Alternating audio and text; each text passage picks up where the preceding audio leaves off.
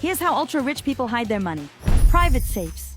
This is the most common and accessible method for those wishing to conceal physical assets. This is generally done in Switzerland, Singapore, or Dubai. The first step is to create a holding company, which is essentially a parent company that holds shares in several smaller companies, creating a complex and opaque structure to obscure the traceability of assets. The Cook Islands, the British Virgin Islands, and Panama are popular jurisdictions for setting up holding companies. The second stage involves opening a private safe deposit box in Switzerland, Singapore, or Dubai in the name of the holding company. These private safes can be used to store various material assets that are difficult to trace, such as cash, gold bars, valuable works of art, luxury watches, or even diamonds. We must admit that it's somewhat of a survivalist method. It's often the last resort for someone caught by the tax authorities who wants to hide their physical assets. Trusts in tax havens.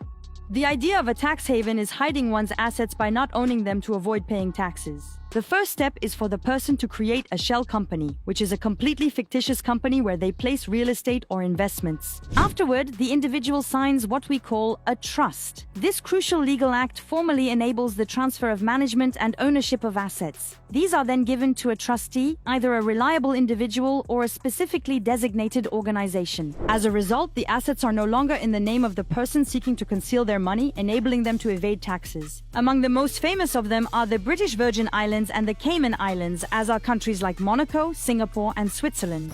Golden passports. This is a much simpler technique, mainly used by the ultra-rich. It involves acquiring a new passport and a second citizenship in a country offering tax advantages.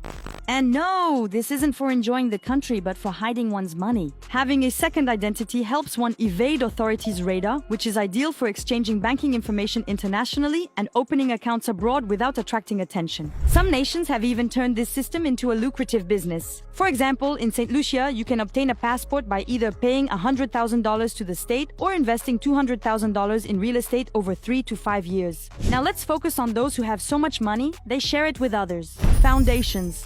We often hear about the charitable deeds of billionaires like Mark Zuckerberg and Bill and Melinda Gates. While they present themselves as perfect philanthropists, it's also an excellent tax arrangement. By setting up a foundation, they can include family members, business partners, or anyone else they want to support. Through this foundation, they can pay them a salary, dividends, or even a year-end bonus. The ultra-rich can manage the money in the foundation as long as they make donations to associations. This is interesting for two reasons. A foundation is considered to be in the public interest and never dies, but also because it allows the ultra-rich to pass their money to their children without being taxed. Finally, for the wealthiest individuals who find the above methods too complicated, there are family offices.